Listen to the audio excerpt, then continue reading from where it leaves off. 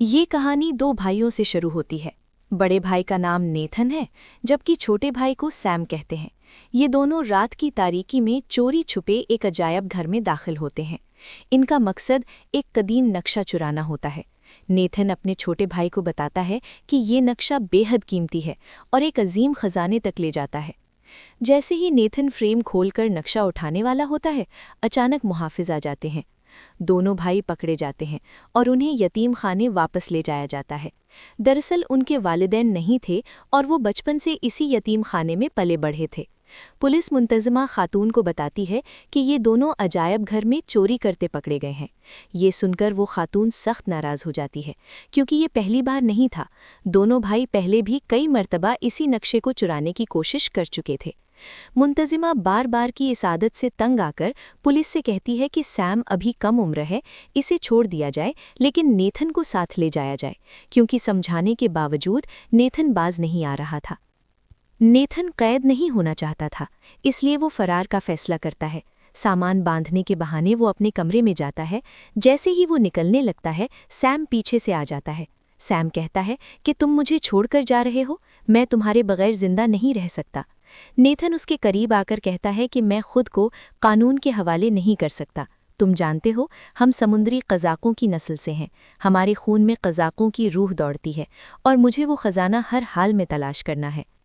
जाते वक्त Nathan Sam को एक खत और एक लाइटर देता है और वादा करता है कि वो ज़रूर वापस आएगा। जब सैम खत खोलता है तो वो बिल्कुल खाली होता है, उस पर कुछ भी नहीं लिखा होता। मगर जब वो लाइटर की आंच कागज़ के नीचे लगाता है तो हरूफ ज़ाहिर होने लगते हैं। उस पर लिखा होता है कि हमेशा याद रखना, हम समुद्री लुटेरों के ख़ानदान से ताल्लुक़ रखते हैं। इसके बाद 15 साल गुजर जाते हैं। सैम अब जवान हो चुका होता है और एक शराब खाने में मुलाजिम होता है। वो उदास रहता है क्योंकि आज से ठीक 15 साल पहले उसका बड़ा भाई उसे अकेला छोड़कर गया था और अभी तक वापस नहीं आया। सैम अब भी अपने भाई की तलाश में है। इसी दौरान एक खूबसूरत लड़की सैम के पास आती है। सैम उसे देखकर मुतासिर हो जाता है और अपनी महारत दिखाते हुए उसे मशरूब पेश करता है। जब वो लड़की सिगरेट सुलगाने लगती है तो उसके पास लाइटर नहीं होता। सैम सिगरेट जलाते हुए चालाकी से उसके हाथ से कंगन चुरा लेता है। इससे जाहिर होता है कि सैम ने अपनी खानदानी आदत अभी तक नहीं छोड़ी। तभी विक्टर नामी एक शख्स सैम के पास आता है और कहता है कि मुझे तुम्हारा लाइटर बहुत पसंद आया है, मैं इसे किसी भी कीमत पर खरीदना चाहता हूँ। लेकिन सैम साफ इनकार कर देता है, क्योंकि ये लाइटर उसके भाई नेथन की यादगार था। फिर विक्टर असल बात पर आता है और कहता है कि उसे मालूम है सैम अपने बड़े भाई को ढूंढ रहा है और उसे ये भी पता है कि वो कहाँ है। ये कहकर विक्टर चला जाता है। विक्टर के जाने के बाद सैम अपनी जेब चेक करता है, जहां उसने कंगन रखा था, मगर वहां कंगन की जगह विक्टर का कार्ड होता है जिस पर उसका पता लिखा होता है। यानी विक्टर चोरी में सैम से भी आगे निकल चुका था। सैम सीधा विक्टर के घर पहुंच जाता है। अंदर दाखिल होकर वो देखता है कि हर तरफ कीमती अशिया रखी हुई हैं। तभी उसकी नज़र उस नक्शे पर पड़ती है जिसे वो और उसका भाई 15 साल पहले चुराना चाहते थे। जब सैम नक्शे को गौर से देख रहा होता है तो विक्टर पीछे से आ जाता है। विक्टर कहता है कि मुझे यकीन था तुम यहाँ आओगे। सैम कहता है कि यही वो नक्शा है जो खजाने का रास्ता दिखाता है, मगर इस रास्ते पर चलकर बहुत से लोग जान गंवा चुके हैं और कुछ हासिल नहीं हुआ। ये महज एक अफसाना है। विक्टर जवाब देता है कि ये कोई झूठी दास्तान नहीं, बल्कि खजाना हकीकत है। फिर वो एक किताब खोलकर सैम को एक कदीम बहरी जहाज़ की तस्वीर दिखाता है। वो बताता है कि ये कोई आम जहाज़ नहीं, बल्कि बेहद कदीम है, जिसकी मालियत 5 अरब है और इसमें बेशुमार दौलत छिपी हुई है। सैम पूछता है कि मेरा भाई कहाँ है। विक्टर बताता है कि वो और सैम का भाई कई साल पहले इसी खजाने की तलाश में निकले थे, मगर फिर सैम का भाई गुम हो गया और पिछले 2 साल से वो उसे नहीं देख पाया। अलबत्ता जाने से पहले उसने कई सुराग दिए थे और विक्टर जानता है कि सैम के पास भी अहम मालूमात हैं। वो कहता है कि हम मिलकर खजाना ढूंढ सकते हैं। सैम इस पेशकश को ठुकरा देता है। विक्टर कहता है कि अगर मेरा साथ दोगे तो शायद तुम्हारा भाई भी मिल जाए। ये सुनकर सैम सोच में पड़ जाता है और घर लौट आता है। घर आकर वो अपने भाई की तस्वीरें देखता है, यादों में खो जाता है और जज्बाती होकर खजाने और भाई की तलाश के लिए राजी हो जाता है। अगली सुबह सैम विक्टर से मिलता है और कहता है कि वो तैयार है। विक्टर उसे एक कागज़ पर बनी चाबी की अलामत दिखाता है और बताता है कि यही वो कलीद है जो खजाने तक ले जाएगी। ऐसी दो और चाबियां हैं, एक उसके पास है जबकि दूसरी एक नीलामी कंपनी में फ़रोख्त होने वाली है, जिसे उन्हें जल्द ही चुराना होगा। विक्टर सैम को उसी नीलामी कंपनी ले जाता है। उनका मंसूबा होता है कि बिजली बंद करके अंधेरे में चाबी चुरा ली जाए। आखिरकार वो दिन आ जाता है जब चाबी नीलाम होने वाली होती है। दोनों नीलामी की जगह पहुंचते हैं। मंसूबे के मुताबिक सैम बिजली बंद करने कंट्रोल रूम जाता है, मगर वहां सिक्योरिटी गार्ड्स आ जाते हैं और उसे पकड़ने की कोशिश करते हैं। सैम उनसे बचते हुए भागता है। गार्ड्स उसका पीछा करते हैं। आखिरकार वो छत पर लटकी रोशनियों से झूलता हुआ हॉल के एक कोने से दूसरे कोने तक पहुंच जाता है। नीचे मौजूद तमाम लोगों की तवज्जो सैम पर मरकूज हो जाती है। इसी मौके का फायदा उठाते हुए विक्टर गार्ड की वर्दी पहनकर खामोशी से चाबी चुरा लेता है। जैसे ही विक्टर निकलने लगता है, वही लड़की लैला आ जाती है और उसकी गर्दन पर चाकू लगकर कहती है कि चाबी उसे दे दो। तभी कुछ गार्ड्स आ जाते हैं। वो विक्टर को अपना साथी समझते हैं और लैला को पकड़ लेते हैं, जबकि विक्टर आसानी से निकल जाता है। बाहर सैम भी उससे मिल जाता है। दोनों गाड़ी में बैठकर वहां से निकलते हैं और सीधा बार्सिलोना पहुंच जाते हैं। वहां उनकी मुलाकात फ्रेजर नामी लड़की से होती है, जो विक्टर को पहले से जानती थी। गुफ्तगू से सैम को मालूम होता है कि दूसरी चाबी विक्टर के पास नहीं बल्कि फ्रेजर के पास है। विक्टर फ्रेजर से कहता है कि चाबी दे दो और हम तीनों शराकतदार बन जाएं। फ्रेजर शराकत से इनकार करके जाने लगती है। तभी दोनों को शक होता है कि वो इतना बड़ा मौका क्यों छोड़ रही है।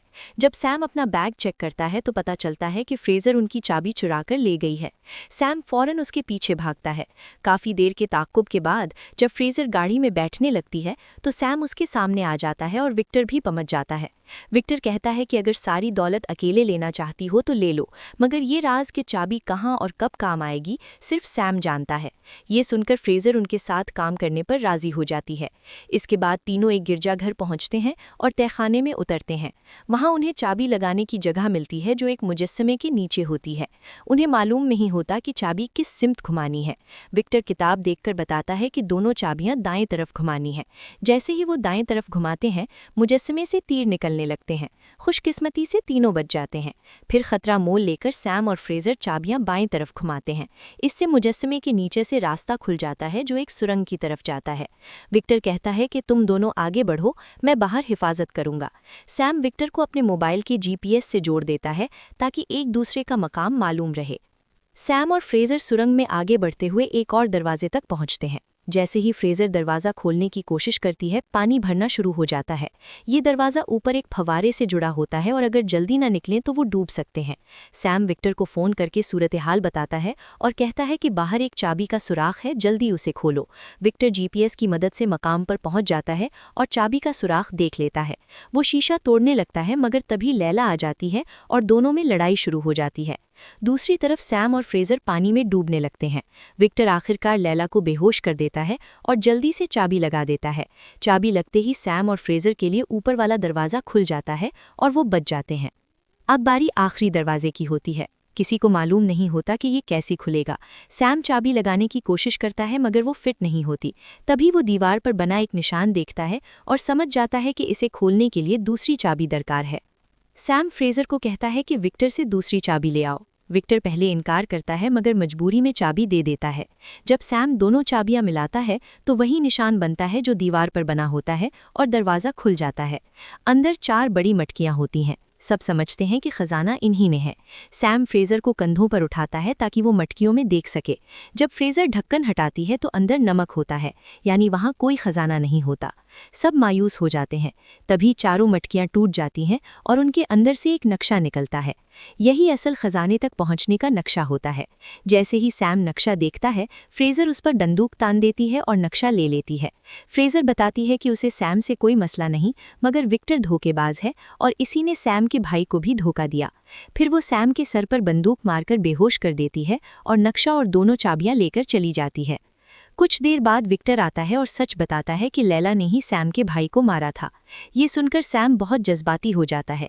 विक्टर कहता है कि सैम का भाई चाहता था कि वो उसका ख्वाब पूरा करे। सैम मान जाता है और फैसला करता है कि वो खजाने तक ज़रूर जाएगा। दूसरी तरफ फ्रेजर और लैला को दिखाया जाता है, दोनों एक ही मालिक के लिए काम कर रही होती हैं। फ्रेजर नक्शा और चाबी मालिक को दे देती है, मालिक खुश हो जाता है और लैला को फ्रेजर के मातहत कर देता है।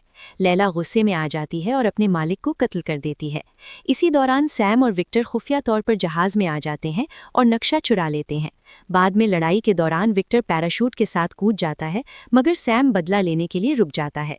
आखिरकार सैम और फ्रेजर एक कार्गो के जरिए समंदर में गिर जाते हैं और बच जाते हैं। रात को होटल में सैम नक्शा समझ लेता है और असल मकाम एक बोतल में छुपा देता है। सुबह फ्रेजर गलत मकाम लेकर चली जाती है, जबकि सैम असल खजाने की तरफ रवाना हो जाता है। आखिरकार सैम उस जगह पहुंच जाता है जहां खजाना और कदीम जहाज मौजूद होते हैं। विक्टर भी वहां आ जाता है। दोनों सोना जमा करते हैं, मगर लैला हमला कर देती है। जबरदस्त लड़ाई के बाद लैला हलाक हो जाती है और जहाज डूब जाता है। पुलिस आ जाती है और खजाना हुकूमत के कब्जे में चला जाता है, मगर सैम अपनी जेब से चंद सोने की सलाखें निकालकर विक्टर को दिखाता है और दोनों खुश हो जाते हैं। आखिर में दिखाया जाता है कि फ्रेजर उनका पीछा कर रही है और एक जेल में सैम का बड़ा भाई जिंदा कैद है। अगर आपको ये कहानी पसंद आई हो तो रील एक्सप्लेनर लाइक करें और चैनल को सब्सक्राइब करें।